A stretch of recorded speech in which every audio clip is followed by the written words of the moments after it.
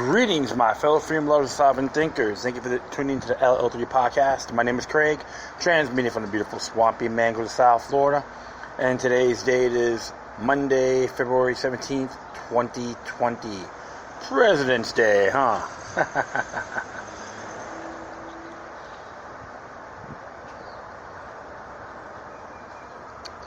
I was kicking back, getting ready to go to work just a little bit. Decided to do a quick show. And it was cute because when I did the last episode about white people being demonized, so I put a photo about white privilege, the myth of it, to hate white people. And some folks, they have their mixed views, but I'm just wondering if they've taken the initiative on checking out the podcast itself, the episode. Well, I do appreciate all their comments, and never to argue about it. But like I said before on my show, what you see is not more than recycled manure or recycled pus. Let's go collectively witch hunt particular groups. Ethnics doesn't matter. So that's why I say discrimination should be unacceptable and condemned, regardless, even in Hollywood, news media, etc. They've done it to every other group, not just the white folks, to everybody in the past 50, 60 years, maybe longer than that. Because what they're doing is straight out of Edward Bernays' playbook called Propaganda, and I encourage everyone to check it out. I know I've addressed it many times. My past listeners that follow me understand where I'm coming from. They always tell people to contemplate for yourselves. Don't let anyone else try to manipulate you. You don't want to be the victim of Jim Jones, Pol Pot, or the Children Khmer Rouge, you want to call it, which is part of Pol Pot, etc. And that's how I look at things. Hey, do yourself a favor, kill your television. It needs you more. We need them, okay? And none of this corporate media garbage you see out there. So, without further ado, I'm going to do this one pretty quick one. And actually came out today. And it's interesting. Yeah, I'm at near the Hollywood Mall, right in front of Cold Stone Creamery. Pretty cool little place. You hear some stuff dragging. Waffle Works are closing down for the day. That's all well and good. All right, get that last table in there. Thank you. You can hear some horns in the background. Yes, I am outside. So, this one came out from truthout.org and has an interesting op-ed pertaining to human rights. It's entitled Extradition of Assange Would Say a Dangerous President. And if I'm correct, this is written by Marjorie Cohen from Truth Out. Came out today. And we can put this under human rights and global wrongs. It says here, the Trump administration is seeking extradition of WikiLeaks founder Julian Assange to the United States for trial on charges carrying 175 years in prison. On February 24th, a court in the UK will hold a hearing to determine whether to grant Trump's request. The treaty between the U.S. and the UK prohibits extradition for, quote, political offense. So, constitutional treaty under Article 1, Article 6, Section 2 of the U.S. Constitution talks about that, about treaties. And if the language in there that's considered a political prisoner as a political offense, it's null. So this extradition can be considered null and void. And to continue on here, Assange was indicted for exposing U.S. war crimes in Iraq and Afghanistan. There's a classic political offense. Moreover, Assange's extradition would violate the legal prohibition against sending a person to a country where he is in danger of being tortured. WikiLeaks exposed evidence of U.S. war crimes. In 2010 and 2011, WikiLeaks published classified documents provided by U.S. Army intelligence analyst Chelsea Manning. They contain 90,000 reports about the war in Afghanistan, including the Afghan war logs, which documented more civilian casualties by coalition forces than the U.S. military had previously reported. WikiLeaks also published nearly 400,000 field reports about the Iraq War, which contains evidence of U.S. war crimes, over 15,000 previously unreported deaths of Iraqi civilian and systematic murder, torture, rape, and abuse by the Iraqi army and authorities that were ignored by U.S. forces. In addition, WikiLeaks published the Guantanamo Files, 779 secret reports that revealed U.S. government systematic violation of the Geneva Conventions and the Convention Against Torture and other cruel, inhuman, or degraded treatment or punishment by abusing nearly 800 men and boys from ages 14 to 89. Right there, it violates the 8th Amendment of our U.S. Constitution. Guantanamo Bay is considered U.S. jurisdiction. There's no excuses. All right, I will proceed. One of the most notorious releases by WikiLeaks was the 2007 collateral murder video, which showed a U.S. Army Apache helicopter target and fire on unarmed civilians in Baghdad. More than 12 civilians were killed, including 2 Reuters reporters and a man who came to rescue the wounded. 2 children were injured. Then a U.S. tank drove over one of the bodies, severing it in half. Those acts constituted 3 separate war crimes prohibited by the Geneva Conventions and the U.S. Army Field Manual. Manny was arrested in 2010 and held in solitary confinement for 23 days for 11 months. She was forced to stand nude during daily inspections. The former United Nations Special Rapporteur on Torture said her treatment was cruel, inhumane, and degrading, and possibly constituted torture. Yeah, again, the 8th Amendment. Manning was sentenced to 35 years in prison after she had served 7 years. Barack Obama commuted her sentence as he left office. How convenient. 2 years later, in May 2019, Manning was jailed for refusing to answer questions before a grand jury about Assange and WikiLeaks. She remains in custody. On December 31st, 2019, Niels Melzer, a UN Special Rapporteur on Torture and other cruel, inhumane, and degrading treatment or punishment, released a letter he had sent to the U.S. government expressing serious concern at the reported use of coercive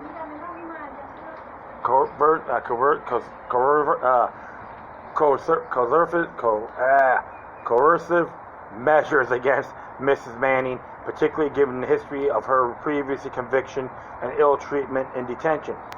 He said her incarceration amounted to torture and urged that she be released without delay. I have to agree, even though I'm not a big fan of the United Nations, folks, but remember, the 8th Amendment of the U.S. Constitution.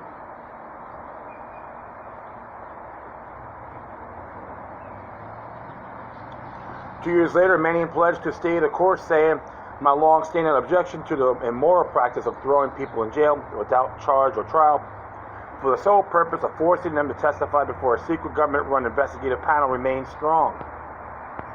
Assange faces 175 years in prison, extradited to the U.S. Meanwhile, Sweden issued an arrest warrant in 2010 for Assange on alleged rape and sexual molestation charges.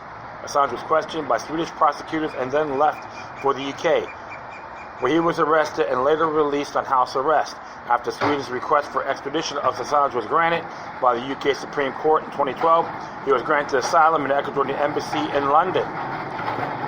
Interesting there, right? Okay, he lived for 7 years.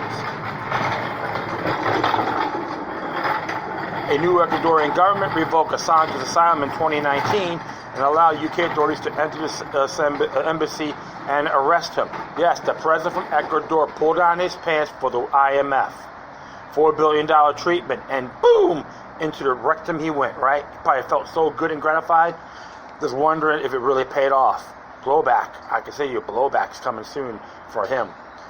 In 2017, Sweden dropped his investigation of Assange. On May 1st, 2019, he was sentenced to 50 weeks in jail by the UK court for jumping bail and now faces extradition to the United States.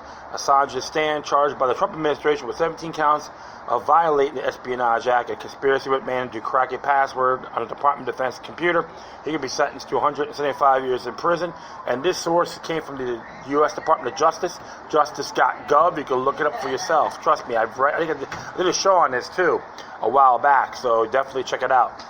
Assange's health was severely deteriorated. On May 31st, 2019, the UN Special Rapporteur, Niels Melzer, declared that Assange exhibits signs of prolonged exposure to psychological torture. During his years of isolation in the Ecuadorian embassy, the UK government denied him permission to go to a hospital for treatment, resulting in seriously worsening medical conditions. In 20 years of work with victims of war, violence, and political persecution,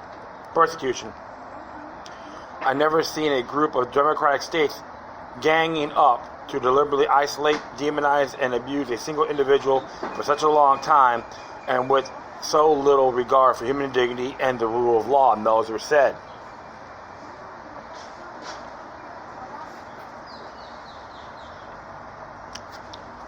The U.S.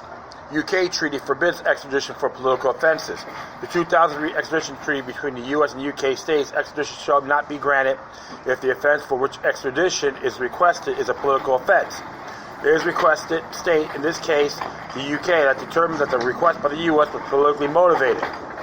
Although there was no clear definition of political offense, it routinely includes treason, sedition, and espionage, and offenses directed against the state power. Assange published true information obtained from a whistleblower making the charges against him of political in nature rather than a criminal. Rob Mackey wrote at The Intercept, yes, the war on the press, First Amendment, U.S. Constitution, freedom of the press.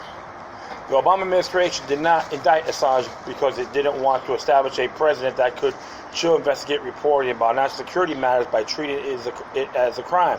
According to Charlie Savage of the New York Times, Obama could not distinguish between that WikiLeaks did and what news media organizations like Times do in soliciting and publishing information they obtained that the government wants to keep it secret.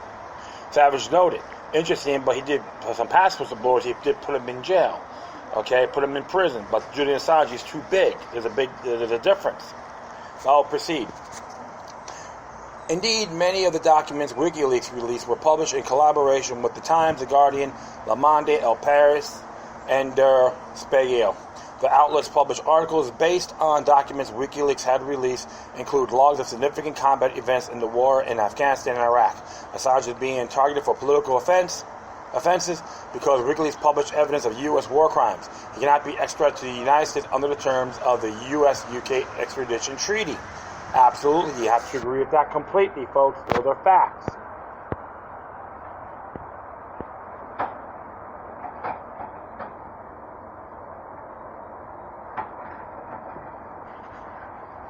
The Convention Against Torture bars Assange transfer to the U.S. The Convention Against Torture has a provision called a non-refoulement that forbids extradition to a country where there are substantial grounds to believe a person would be in danger of being tortured. Since man was tortured by being held in solitary confinement for 11 months, it is likely Assange would face a similar fate if he were extradited to the U.S. Moreover, a country has a duty to refuse extradition when it would violate fundamental rights such as the right to be free from torture and cruel treatment. Like I said before, I'll repeat them again. 8th Amendment of the U.S. Constitution. The Johannesburg Principles of National Security, freedom of expression, access to information were adopted by the group of experts in 1995, have been widely cited by judges, lawyers, journalists, academics, and civil society. They provide no person may be punished on national security grounds for disclosure of information of the public interest in knowing the information outweighs the harm from the disclosure. Exactly. Who are the offended? People trying to hide the truth. That's what happens when you support imperialism, folks. It backfires if people have a cow, like that, with that particular mindset. Significantly, WikiLeaks publication of the Iraq war documents, including evidence of Iraqi torture centered the U.S. had established, actually saved lives. The Iraqi government refused to grant civil and criminal immunity to U.S. soldiers. Obama was compelled to withdraw U.S. troops from Iraq. Deny extradition of Assange to the U.S. Assange's extradition hearing will begin on February 24th in Judge Vanessa Barracer's London courtroom. More than 70 lawyers and legal academics, as well as at least 12 former heads of states, have signed a letter that will be sent to the UK Home Secretary stating the facts that the charges are brought under Espionage Act further reveals that it is a matter of pure political offense. Citation omitted.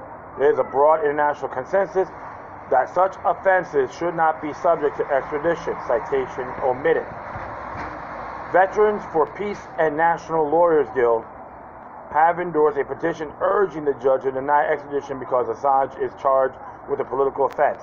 It reads, the essence of Assange's crime is that he published documents and videos which reveal the reality of U.S. military and political actions. Assange has been rewarded Consortium Report Gary Webb Freedom of the Press Award for the practicing of the highest order of journalism, revealing crimes of the state. The Trump administration singled out Assange to send a clear message to journalists that they publish material critical of U.S. policy at their peril. The extradition of Assange would mean the end of journalistic investigations into the inner workings of power. Chris Hedges wrote at Truthdig. At the very terms of the U.S.-UK extradition treaty and the consistent with torture convention's non-refoulement provision, Judge Barrister must deny Trump's request for the Assange extradition to the United States. Click here for more information about how to oppose Assange's extradition. The signed lawyer's academic letter.